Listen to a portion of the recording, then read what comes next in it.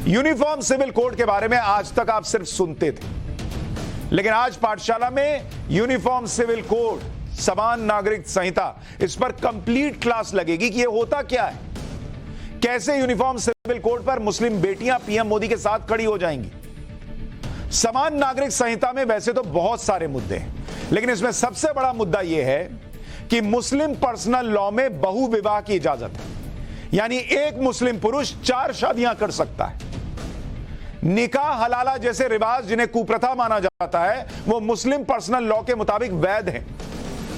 इसी तरह से तलाके बिद्दत, यानी 3 तलाक एक बार में बोल दिया और काम खत्म हो गया, यह भी चल रहा था, जिसमें मुस्लिम पुरुष एक बार में 3 बार तलाक बोलकर शादी तोड़ देते थे। और मुस्लिम पुरुष को सिर्फ 4 महीने 10 दिन तक, जिसे इद्दत बोलते हैं, इस वक्त तक का गुजारा भत्ता, जो कि एक मामूली रकम होती थी, वो लड़की को देनी पड़ती थी।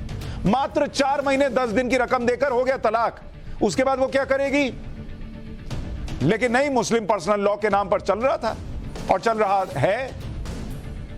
गुजारे भत्ते के मामले में शाबानो केस में सुप्रीम कोर्ट ने बड़ा फैसला सुनाया था, लेकिन तब की कांग्रेस सरकार, राजीव गांधी की सरकार, मुसलमानों के दबाव में झुक गई और तुष्टीकरण के लिए सुप्रीम कोर्ट के फैसले को खारिज करके नया कानून लेकर आई।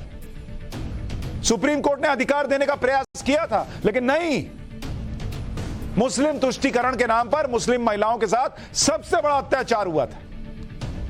लेकिन दूसरी तरफ आप देखिए कि मोदी सरकार के दौरान जब 3 तलाक जैसा मुद्दा सुप्रीम कोर्ट के सामने आया, तो सुप्रीम कोर्ट में खुलकर मोदी सरकार ने मुस्लिम बेटियों का साथ दिया। और इसलिए आज पीएम मोदी गिना रहे हैं कि आप खुद से पूछिए ना बॉस, मुस्लिम महिलाएं, मुस्लिम बेटियां पूछें कि आपको 3 तलाक से बचाने वाला आपके साथ है, या आपको मुआवजा मिल सके ये सुप्रीम कोर्ट से फैसला आने के बाद उस फैसले को पलटने के लिए कानून ला देने वाले आपके साथ थे। ये पूछ रहे हैं प्रधानमंत्री मोदी। और जब सुप्रीम कोर्ट ने 3 तलाक को असंवैधानिक बताया, तो फिर मोदी सरकार ने 3 तलाक पर मुस्लिम बेटियों को न्याय देने के लिए 2019 में कानून बना दिया था। पीएम मोदी जब 3 तलाक को खत्म करने वाला कानून लेकर आए थे, तभी से कहा जा रहा था कि अब समान नागरिक संहिता की तरफ सरकार बढ़ रही है। क्योंकि आप देखिए कि समान नागरिक संहिता से जो जुड़े हुए मामले हैं, उनको लेकर एक कानूनी लड़ाई भी चल रही है। सुप्रीम कोर्ट से 3 तलाक तो खत्म हो गया, लेकिन 2 मुद्दे ऐसे हैं जिन पर सुप्रीम कोर्ट में सुनवाई चल रही है, और ये 2 मुद्दे हैं जिन पर अभी मामला चल ही रहा है सुप्रीम कोर्ट के अंदर। वो 2 मुद्दे हैं, एक है बहुविवाह, मतलब एक से ज्यादा शादी, और दूसरा मामला है निकाह हलाला, मतलब अगर किसी लड़की ने किसी और लड़के का तलाक हो गया और लड़की को फिर उससे शादी करनी, तो वो डायरेक्ट शादी नहीं हो सकती तलाक के बाद, बीच में हलाला होता है, यानी किसी और से शादी होती है, किसी और के साथ संबंध बनते हैं, और उसके बाद आप फिर से जो है वो शादी कर सकते हैं पहले वाले के साथ। ये 2 मुद्दे जो हैं, ये अभी भी जो है बड़ा प्रश्न खड़ा कर रहे हैं और कोर्ट में। इसलिए यूनिफॉर्म सिविल कोड की बात होती रही है, जिसका मतलब है कि देश के सभी नागरिकों के लिए एक जैसा कानून हो, चाहे वो किसी भी धर्म का हो, पंथ का हो, संप्रदाय का हो, जाति का हो, सब एक कानून के दायरे में आए। यूसीसी यानी यूनिफॉर्म सिविल कोड को समझने के लिए पहले आपको देश के मौजूदा कानून के बारे में जानना होगा। बॉस, देश में 2 तरह के कानून हैं जिनके बारे में आप जानिए। पहले देश में 2 तरह के कानून हैं जो कि इस वक्त मौजूद हैं। एक जिसको आप कहते हैं क्रिमिनल लॉज, क्रिमिनल लॉज, और दूसरा है सिविल लॉज, सिविल लॉज। ये 2 तरह के कानून इस वक्त देश में मौजूद हैं। अब आपको यह समझना चाहिए कि ये दोनों लॉ किन परिस्थितियों में इस्तेमाल होते हैं और किस किस पर लागू होते हैं। जो क्रिमिनल लॉ है, यह कानून अपराध करने पर लागू होता है। मान लीजिए किसी का मर्डर कर दिया, किसी के यहां चोरी कर ली, किसी के यहां डकैती कर ली, और यह सभी धर्मों के लिए एक समान है। आप हिंदू चोर हैं, मुसलमान चोरी कर रहा है, सिख चोरी कर रहा है, ईसाई चोरी कर रहा है, बौद्ध चोरी कर रहा है, कोई फर्क नहीं पड़ता, सबके लिए एक कानून है। यहां मुस्लिम पर्सनल लॉ नहीं है। अपराधी किसी भी धर्म या जाति का हो, उसे वही सजा मिलेगी जो कानून में होगी, सीआरपीसी के तहत मिलेगी, आईपीसी के तहत मिलेगी। इसमें पीड़ित के पक्ष से राज्य कानूनी लड़ाई लड़ता है। दूसरा है सिविल लॉज, गैर आपराधिक और व्यक्तिगत मामलों के निपटारे के लिए यह कानून है। इसमें कानूनी लड़ाई की जिम्मेदारी संबंधित व्यक्तियों पर होती है कि आपको खुद अपना केस लड़ना है। सिविल लॉ के तहत संपत्ति का मामला आता है, पारिवारिक विवाद आता है, सेटलमेंट का मामला आता है, कॉन्ट्रैक्ट के विवाद आते हैं। ये सारी चीजें जो हैं वो सिविल लॉ में आती हैं। वैसे तो सिविल लॉज में मोटे तौर पर सभी के लिए एक जैसा कानून लागू होता है, लेकिन जब परिवार से जुड़े मामले आते हैं तो इसमें सबके लिए एक जैसा कानून नहीं लागू होता। जैसे शादी, तलाक, उत्तराधिकार और संपत्ति का मामला, इसमें सब पर एक जैसा कानून नहीं लागू होता और इसीलिए यूनिफॉर्म सिविल कोड की बात हो रही है कि इन चारों मामलों में भी सबके लिए एक जैसा कानून हो। इस तरह के पर्सनल मामले में सबके लिए एक जैसा कानून फिलहाल नहीं है। जैसे कि अगर आपको मैं उदाहरण दूं, हिंदू हो, सिख हो, जैन हो, बौद्ध धर्म के लोग, ये एक से ज्यादा शादी नहीं कर सकते। बिना तलाक दिए दूसरी शादी करना अपराध है और 10 साल की सजा हो सकती है। जबकि मुसलमानों में एक पुरुष बिना तलाक दिए 4 शादी कर सकता है। हिंदू में, सिख में, जैन में, बौद्ध धर्म में लड़कियों की शादी की उम्र जो है वो 18 साल के बाद मानी गई है लीगल।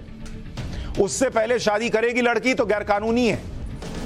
मुस्लिम पर्सनल लॉ के मुताबिक मुसलमान लड़की 15 साल की उम्र के होने के बाद शादी कर सकती है। हिंदू, सिख, जैन, बौद्ध धर्म की महिलाएं तलाक के बाद कोर्ट जाकर गुजारा भत्ता मांग सकती हैं। मुस्लिम पर्सनल लॉ में तलाक के बाद इद्दत यानी 4 महीने 10 दिन तक महिला को गुजारा भत्ता मिलता है। उसके बाद कोई स्पष्ट प्रावधान नहीं है। अगर हिंदू पुरुष दूसरे धर्म की महिला से शादी करता है तो उस महिला से पैदा हुई संतान को भी संपत्ति में अधिकार मिलता है। अगर कोई ईसाई पुरुष गैर ईसाई महिला से शादी करता है तो संतान को संपत्ति में अधिकार नहीं मिलता। यह ईसाइयों के लिए एक अलग व्यवस्था है। तो अगर यूनिफॉर्म सिविल कोड आएगा तो ईसाइयों पर भी प्रभाव पड़ेगा कि अगर ईसाई व्यक्ति गैर ईसाई महिला से शादी करता है और उससे बच्चा होता है तो उसको संपत्ति में अधिकार देना होगा। लेकिन ईसाइयों में कोई हाय तौबा नहीं मची है यूसीसी को लेकर। अच्छा, हिंदू धर्म में पति पत्नी तलाक के बाद फिर से आपस में शादी करना चाहें तो कर सकते हैं। इस्लाम में तलाक के बाद आपस में निकाह करने के लिए महिला का हलाला जरूरी होता है, जो मैं अभी आपको बता रहा था। इसी तरह आप संपत्ति के मामले में देखेंगे तो आपको दिखेगा कि कितना मुस्लिम महिलाओं के साथ अत्याचार है अगर यूनिफॉर्म सिविल कोड नहीं आता। मुस्लिम पर्सनल लॉ में उत्तराधिकार और संपत्ति के अधिकार बताए गए। मुस्लिम पर्सनल लॉ में बेटे की तुलना में बेटी को आधा हिस्सा मिलता है। यानी अगर बेटे को 1000 रुपए मिल रहे हैं संपत्ति में से तो बेटी को 500 ही रुपए मिलेंगे। यूनिफॉर्म सिविल कोड आएगा तो दोनों को 1000 मिलेंगे। पति के मौत के बाद पत्नी को संपत्ति का 6वां हिस्सा मिलता है। 6ठा हिस्सा। आप सोचिए, पति मर गया, पत्नी को बच्चे संभालने हैं, पत्नी को सब कुछ अपनी जिंदगी आगे देखनी है, उसको पति की संपत्ति का 6ठा हिस्सा मिलेगा, बाकी पति के रिश्तेदारों को जाता है। जबकि हिंदू उत्तराधिकार अधिनियम 1956 के मुताबिक पति की संपत्ति पर बेटा, बेटी और पत्नी सभी का बराबर अधिकार होता है। और अगर यूनिफॉर्म सिविल कोड आया तो मुस्लिम महिलाओं को भी यह बराबर का अधिकार मिलेगा। लेकिन नहीं, कुछ लोग हंगामा कर रहे हैं। इसके बारे में आपको और बताऊंगा। यह यूसीसी का विरोध करने वालों का डबल स्टैंडर्ड भी एक्सपोज करूंगा। लेकिन पहले आपको थोड़ा इतिहास में लेकर चलता हूं ताकि आपको पता चल सके कि यूनिफॉर्म सिविल कोड की बात आई कहां से।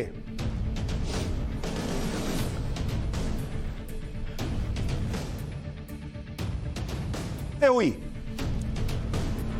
क्योंकि कुछ लोगों को ऐसा लगता है कि यह सिर्फ बीजेपी या नरेंद्र मोदी सरकार की दिमाग की उपज है यूनिफॉर्म सिविल कोड। दरअसल यूनिफॉर्म सिविल कोड का मुद्दा सबसे पहले आज नहीं आया है 2014 के बाद, 1835 में उठा था जब अंग्रेजों का राज था। 1835 में ब्रिटिश सरकार ने एक रिपोर्ट पेश की। इसमें क्राइम, एविडेंस और कॉन्ट्रैक्ट्स को लेकर देश भर में एक समान कानून बनाने की बात कही गई। 1840 में इसे लागू भी कर दिया गया। लेकिन धर्म के आधार पर हिंदुओं और मुसलमानों के पर्सनल लॉ को इससे अलग रख दिया गया। बस यहीं से यूनिफॉर्म सिविल कोड की मांग की जाने लगी, लेकिन मुस्लिम समुदाय इसके लिए तैयार तब भी नहीं थी। इसके बाद 1941 में BN राव कमेटी बनी, जिसमें यूसीसी की जगह हिंदुओं के लिए कॉमन सिविल कोड की बात की गई। मतलब मुसलमानों को साइड कर दिया गया, कहा गया हिंदुओं के लिए यूसीसी ले आइए, एक तरीके का कोड ले आइए। आजादी के बाद हो भी गया। आजादी के बाद हिंदुओं के कॉमन सिविल कोड पर संविधान सभा में चर्चा हुई और हिंदू कोड बिल पेश किया गया। और जब मुसलमानों के पर्सनल लॉ की बात आई तो भयंकर विरोध शुरू हो गया, जिसके बाद मुसलमानों के पर्सनल लॉ की बात छोड़ दी गई। तब नेहरू का क्या किरदार था, यह आगे बताऊंगा। इसके बाद 1951 में हिंदू कोड बिल संसद में पेश किया गया, जिसमें हिंदुओं की शादी, तलाक, उत्तराधिकार, संपत्ति जैसे मामलों में एक कानून बना। क्योंकि हिंदुओं के अंदर भी अलग अलग व्यवस्थाएं थी, तो उसको एक कर दिया गया। और कमोवेश बाकियों का भी यही हिसाब बैठा। बौद्ध धर्म में भी कमोवेश हिंदू कोड बिल जैसा ही मामला है, दूसरों का यही मामला है, सिखों का यही मामला है। हिंदू कोड बिल उस वक्त तो पास नहीं हो सका था, लेकिन इसी के आधार पर 1956 तक आते आते हिंदुओं के लिए 4 अलग अलग एक्ट बना दिए गए।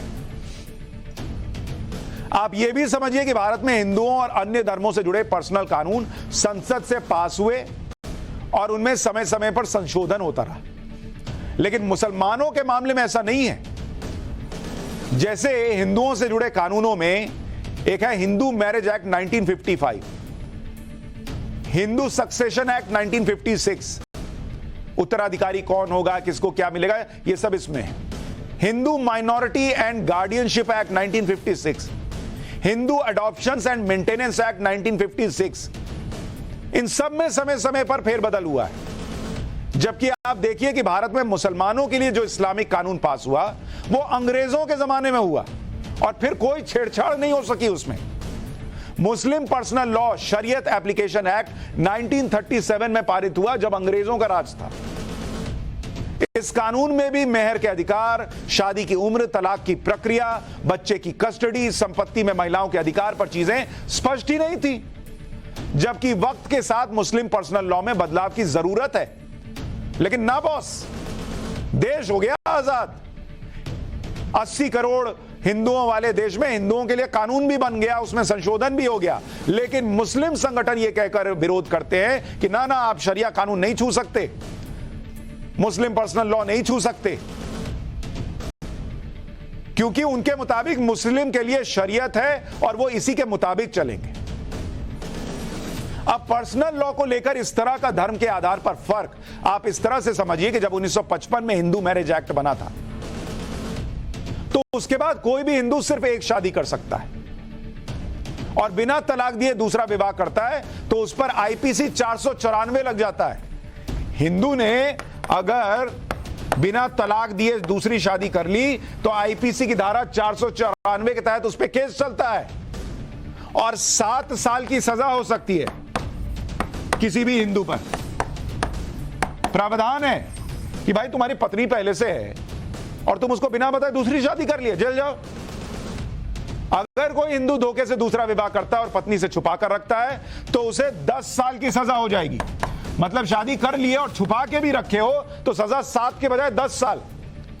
यह कानून सिखों पर भी लागू है, जैनों पर भी लागू है, बौद्ध धर्म पर भी लागू है और ईसाई, पारसी, यहूदी भी अपने अपने नियमों के हिसाब से सिर्फ एक ही शादी कर सकते हैं। लेकिन सिर्फ मुसलमान भाई हैं जो 4 शादी कर सकते हैं। अच्छा, बहुत सारे मुस्लिम भाई ये कहते हैं, कई बार मैंने डिबेट वगैरह की तो कई लोग आते हैं तो कहते हैं आज की डेट में 4 शादी करता कौन है। अरे तो नहीं करते हैं तो आने दीजिए ना मुस्लिम पर्सनल लॉ, ये यूनिफॉर्म सिविल कोड। फिर ईगो का प्रश्न बना के बैठेंगे जब 4 शादी नहीं करते। और पुरुष 4 शादी कर सकते हैं, महिलाएं तो नहीं कर सकती अगर बराबरी है तो। इस पर आईपीसी की जो धारा है, आईपीसी 494, 7 साल की सजा का, वो होगा ही नहीं। 1 करो, 2 करो, 3 करो, 4 करो, कोई सजा नहीं हो रही। यूनिफॉर्म सिविल कोड को जब भी लागू करने की बात आती है तो मुस्लिम धर्मगुरु, मुस्लिम नेता विरोध शुरू कर देते हैं और ये तर्क दिए जाते हैं कि जब एक समान कानून लागू हो जाएगा तो मुस्लिम पर्सनल लॉ खत्म हो जाएगा या उसमें बड़े पैमाने पर बदलाव किए जाएंगे। इस्लाम में शादी, तलाक, पैतृक संपत्ति में अधिकार से जुड़ी जो प्रैक्टिस है वो खत्म हो जाएंगी और इससे मुसलमानों की पहचान खतरे में पड़ जाएगी। यूसीसी लागू हुआ तो धार्मिक स्वतंत्रता का उल्लंघन होगा। हिंदू पर्सनल लॉ के प्रावधान ही सभी धर्मों पर थोप दिए जाएंगे। और जो लोग यूनिफॉर्म सिविल कोड का विरोध कर रहे हैं उनका पहले डबल स्टैंडर्ड देखिए। उन्हें भारत में तो इस्लामिक देशों के हिसाब से शरिया जैसा कानून चाहिए, लेकिन सिर्फ पर्सनल मामलों में, शादी करने के मामलों में, संपत्ति के मामले में। और जब क्रिमिनल मामलों की बात आती है तो वो कहते हैं उन पर बाकी भारतीयों की तरह ही सीआरपीसी और आईपीसी लागू हो, तब मुसलमान पे अत्याचार नहीं होता सीआरपीसी आईपीसी में। जबकि खरी बात तो यह है कि जब पर्सनल लॉ शरीयत के मुताबिक चाहते हो तो फिर इस्लामिक देशों के वो कानून भी खुद पर लागू करने को कहो जो क्रिमिनल कानून मामलों में वहां पर किए जाते हैं। जैसे अफगानिस्तान में अगर एडल्ट्री करते हैं आप, किसी के साथ यौन शोषण करते हैं आप, तो कोड़े मारे जाते हैं, कोड़े, चमड़ी उधेड़ देते हैं। चोरी करने वालों के हाथ काट दिए जाते हैं। काहे नहीं बोलते कि ये सीआरपीसी आईपीसी हटाओ, जो मुसलमान चोरी करता है उसके हाथ काट दो, तब शरीयत खतरे में नहीं पड़ती, तब मुसलमान खतरे में नहीं आता, कोड़े खाने में दिक्कत लगती है। सऊदी अरब में ड्रग्स की तस्करी की सजा मौत है, ऐसे अपराधियों के सिर काट दिए जाते हैं, तब कानून याद नहीं आता, शरीयत कानून। इंडोनेशिया में जुआ खेलने, शराब पीने, समलैंगिक संबंधों या एडल्ट्री पर कोड़े मारने की सजा है, तब तो सीआरपीसी पसंद आता है, तब तो वही कानून पसंद आता है जो हिंदुओं पे चलना चाहिए। इसी तरह कतर में शराब पीने पर कोड़े मारे जाते हैं। जहां कोड़े पड़ने की बात है, जहां हाथ कटने की बात है, जहां गला कटने की बात है, वहां नहीं, हम हिंदू, मुस्लिम, सिख, ईसाई सब पर एक कानून चलेगा। और जहां चार शादी करनी है, जहां लड़की को अधिकार नहीं देना है, जहां हलाला करना है, वहां नहीं, अरे कैसे, हमारा अपना कानून है, आप कैसे छुएंगे बॉस। यह है डबल स्टैंडर्ड। आप यह भी समझिए कि जिस यूनिफॉर्म सिविल कोड के मुद्दे पर विरोध की इतनी राजनीति की जा रही है, वो मुद्दा आज का नहीं है। इस पे तो चर्चा तब से चल रही है जब संविधान बन रहा था। और मैंने आपको कहा था ना, बाईं जेब में संविधान वाला मामला रखिए। ओवैसी साहब हर दूसरे बात पर संविधान बोलते हैं। संविधान में क्या है सुनिए और क्या हुआ था। संविधान सभा की बैठकों में भी यूनिफॉर्म सिविल कोड पर बहस हुई थी और इसके इतिहास के बारे में जानिए। 23 नवंबर 1948 के दिन संविधान सभा ने, जो संविधान बनाने के लिए बैठ रही थी, उसने यूनिफॉर्म सिविल कोड पर बहस शुरू की। संविधान सभा के मुस्लिम सदस्यों मोहम्मद इस्माइल, नजीरुद्दीन अहमद, महबूब अली बेग ने यूसीसी का विरोध किया। मुस्लिम समुदाय ने कहा कि यूनिफॉर्म सिविल कोड को लागू करना अत्याचार होगा, जैसे आज ओवैसी कह रहे हैं। सरकार को किसी भी समुदाय के पर्सनल लॉ में दखल देने का अधिकार नहीं है, ये गिनाने लगे। मुस्लिम सदस्यों ने कहा कि जब अंग्रेजों ने पर्सनल लॉ में बदलाव नहीं किया तो आजाद भारत में ऐसा क्यों हो रहा है। अरे अंग्रेजों ने तो बहुत कुछ नहीं किया था, लेकिन आजाद भारत में हो रहा था ना। लेकिन नहीं, तब अंग्रेज याद आ गए। संविधान सभा के मुस्लिम सदस्यों के इस बयान पर बाबा साहेब डॉक्टर भीमराव अंबेडकर ने, जिनकी फोटो आपने देखा होगा शाहीन बाग में लगाई गई थी, जिनकी फोटो अंबेडकर साहब, ओवैसी साहब कहते नहीं थकते, उन्होंने क्या कहा था आपको सुनना चाहिए। बाबा साहब भीमराव अंबेडकर ने यूनिफॉर्म सिविल कोड का समर्थन करते हुए कहा था कि 1935 तक नॉर्थ वेस्ट फ्रंटियर प्रोविंस में कोई शरिया नहीं था, वहां के लोग हिंदू कानूनों का ही पालन करते थे। यह अंबेडकर बता रहे थे वहां संविधान सभा में। 1939 में ब्रिटिश सरकार ने वहां के मुसलमानों के लिए शरिया कानून लागू किया था। यानी पहले हिंदू कानून चल रहा था, सब एक जैसा हिसाब चल रहा था, लेकिन अंग्रेजों ने लागू कर दिया वहां पर, तो अब सबको यूनिफॉर्म सिविल कोड की जगह मुस्लिम में पर्सनल लॉ चाहिए। इसी बहस के दौरान संविधान सभा के सदस्य के.एम. मुंशी ने कहा कि हिंदुओं में भी अलग अलग धार्मिक कानून है, क्या सभी हिंदू अपने अलग अलग कानून बना लें? यह सिर्फ अल्पसंख्यकों की बात नहीं है, इसका असर बहुसंख्यकों पर भी पड़ेगा। हमें पर्सनल लॉ से ऊपर उठकर सोचना होगा। हिंदुओं ने तो सोच लिया, कानून बन गया, लेकिन तब से लेकर आज तक कोई मुस्लिम पर्सनल लॉ को नहीं छुपाया। बाबा साहब अंबेडकर तो समान नागरिक संहिता के पक्ष में, लेकिन दूसरे कई नेता इसका विरोध कर रहे थे। इसी की वजह से समान नागरिक संहिता को संविधान में सिर्फ राज्य के नीति निर्देशक तत्वों में रख दिया गया। संविधान सभा में बहस के बाद यूनिफॉर्म सिविल कोड को संविधान के आर्टिकल 44 में शामिल किया गया। अब दाहिनी जेब से संविधान वाला निकालिए, जो मैंने कहा था रख लीजिए, क्योंकि हर बात पे संविधान करते हैं। आर्टिकल 44 क्या आपको पता है? उसमें यूसीसी किस रूप में आता है? सुनिए, संविधान के आर्टिकल 44 में लिखा हुआ है कि सरकार देश के सभी नागरिकों के लिए एक समान नागरिक संहिता लागू करने का प्रयास करेगी।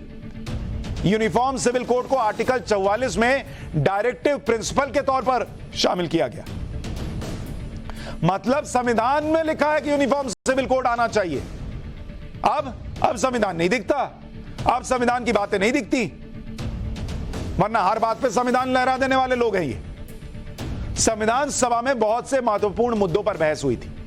कई ऐसे मुद्दे थे जिन पर सबकी सहमति नहीं बन पाई थी, लेकिन ये मुद्दे इतने इंपॉर्टेंट थे, जरूरी थे कि उन्हें छोड़ा नहीं जा सकता था।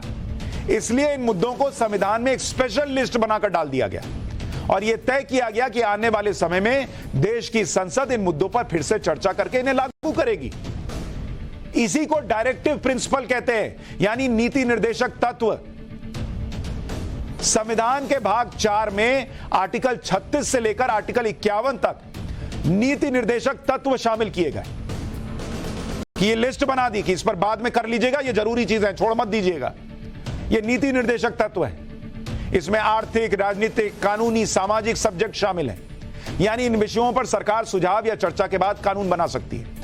लेकिन 70 साल से ज्यादा हो गए यूनिफॉर्म सिविल कोड, जो इसी नीति निर्देशक तत्वों में शामिल है, उसके बारे में जो संविधान में कहा गया कि सभी नागरिकों के लिए समान नागरिक संहिता लागू करने का प्रयास सरकार करेगी, वो 70 साल में नहीं हो पाया। और कैसे होता? अगर लागू कर देते तो मुसलमानों का तुष्टीकरण कैसे होता? मुसलमान नहीं पढ़ेगा, चलेगा। मुसलमान की बेटियों को न्याय नहीं मिलेगा, चलेगा। मुसलमान गरीब रह जाएगा, चलेगा। लेकिन मुसलमान वोट नहीं देगा, ये नहीं चलेगा बॉस। और इसीलिए 70 साल में किसी ने मुसलमान को नहीं समझाया कि तुम्हारा फायदा भी इसी में, मुस्लिम बेटियों का फायदा इसमें। आजादी के वक्त अपनी अपनी राजनीति की वजह से समान नागरिक संहिता लागू नहीं हो सकी। उस वक्त यूनिफॉर्म सिविल कोड को लेकर भारत के नेताओं में दो सोच चल रही थी। एक सोच अंबेडकर वाली थी कि यह पर्सनल लॉ को एक बार में हटाइए, ना हिंदू का पर्सनल लॉ चलेगा, ना मुसलमान का चलेगा, किसी का नहीं चलेगा, सबके लिए समान कानून हो। यह अंबेडकर चाहते थे, उनके साथ कुछ और लोग। दूसरी सोच नेहरू वाली थी, जिन्हें यह लगता था कि उस वक्त के माहौल में मुसलमानों के पर्सनल लॉ में कोई दखल नहीं देना चाहिए। नेहरू का मानना था कि संविधान में इस तरह के प्रावधान करने चाहिए कि मुसलमानों में सुरक्षा की भावना पैदा हो। क्यों बॉस? सब बराबरी में लाने पर, सबको बराबरी में रखने पर मुसलमान क्यों असुरक्षित महसूस करेगा? यही तो भावना खत्म करनी थी। लेकिन नेहरू साहब वहां भी घुस गए और इसीलिए मुस्लिम पर्सनल लॉ में कोई दखल नहीं दिया गया। जबकि आजादी के तुरंत बाद हिंदुओं के लिए हिंदू कोड बिल लाया गया। यहां पर आपको यह भी बताता हूं कि दुनिया के कई देश हैं जहां यूनिफॉर्म सिविल कोड लागू है। ऐसा नहीं है कि दुनिया में जहां जहां मुसलमान रहता है वहां उसका शरिया लॉ चलता है। सिविल कोड की शुरुआत रोम से हुई थी। रोम के शासकों ने लोगों के लिए सिविल कोड बनाया था। साल 527 में रोम के शासक जस्टिनियन ने सबसे पहले सिविल कोड लागू किया। साल 1804 में फ्रांस में सिविल कोड लागू हो चुका, जिसे नेपोलियन सिविल कोड भी कहते हैं। फ्रांस के सिविल कोड में संपत्ति, उत्तराधिकार, वसीयत जैसे विषयों को शामिल किया गया है। अमेरिका, जो विविधता के मामले में भारत जैसा है, अमेरिका में राज्यों के पास अपने अपने हिसाब से कानून बनाने का अधिकार है। लेकिन अमेरिका में कुछ जरूरी मामलों में पूरे देश में एक कानून लागू होता है। अमेरिका में सुरक्षा, टैक्स, प्रॉपर्टी और धार्मिक मामलों पर एक कानून है जो पूरे देश पर लागू होता है। वहां तो कोई विरोध नहीं होता। लेकिन नहीं, इंडिया में जहां एजेंडा यह बनाया जाता है कि मुसलमान खतरे में है, वहां एक कानून देश के लिए लागू होने की बात कर दीजिए तो हंगामा हो जाता है। यूनिफॉर्म सिविल कोड का विरोध करने वालों को यह भी देखना चाहिए कि भारत के गोवा में ही यूनिफॉर्म सिविल कोड पहले से लागू है। गोवा का भारत में विलय 1961 में हुआ था। उस समय गोवा में पुर्तगालियों का सिविल कोड लागू था। 1962 में संसद ने पुर्तगालियों के सिविल कोड को बदलाव के साथ गोवा पर लागू कर दिया। इसके बाद गोवा में सभी के लिए शादी, तलाक और उत्तराधिकार का एक ही कानून है। गोवा में किसी भी समुदाय के लोगों को कई शादियां करने का अधिकार नहीं है, मुसलमान भी नहीं कर सकता, पर गोवा में चल रहा है। इंडिया में नहीं आना चाहिए बॉस। गोवा में माता पिता बच्चों को अपनी संपत्ति से पूरी तरह बेदखल नहीं कर सकते। माता पिता की आधी संपत्ति पर बच्चों का अधिकार होता ही होता है। लेकिन नहीं, यहां जैसे होगा, कुछ लोग पंप करेंगे और कुछ लोग खड़े हो जाएंगे। लेकिन ये इतनी विस्तृत जानकारी आपको इसलिए दी कि आज मुसलमान भाई और मुसलमान बहनें खास तौर पर सोचें और समझें कि क्या 4 शादियों में आपका भला है? क्या संपत्ति में लड़कियों को कम अधिकार मिलना जायज है? क्या पति की संपत्ति में पत्नी को कम अधिकार मिलना जायज है? आज के इस युग में क्या हलाला जैसी व्यवस्था जायज है? क्या मुस्लिम महिलाओं को यह स्वीकार है? इन प्रश्नों पर विचार कीजिएगा।